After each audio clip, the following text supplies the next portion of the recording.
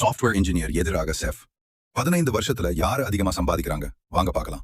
Software engineer 6 மாசம் intensive coding papdi முடிச்சிட்டு உடனே ஜாப் ஜாயின் பண்ணிடுறான். செஃப் மட்டும் 4 வருஷம் கியூலினரி ஸ்கூல்ல படிக்கிறான். அந்த டைம்ல இன்கம் ஒன்னும் இல்ல.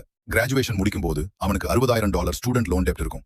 சாஃப்ட்வேர் இன்ஜினியர் $70,000 சேலரியில ஸ்டார்ட் பண்றான். 5 வருஷத்துக்குள்ள சீனியர் இன்ஜினியர் ப்ரமோஷன் கிடைச்சு சேலரி $1,00,000 ஆகுது. 10வது இயர்ல அவன் லீட் ஆர்கிடெக்ட் ஆகி $1,40,000 ஏர்ன் பண்றான். 15ஆம் வருஷத்துல பிரின்சிபல் இன்ஜினியர் ஆகி $180,000 சேலரி சம்பாதிக்கிறான். மொத்தத்துல 15 வருஷத்துல அரௌண்ட் $1.8 மில்லியன் ஏர்ன் பண்ணிருப்பான்.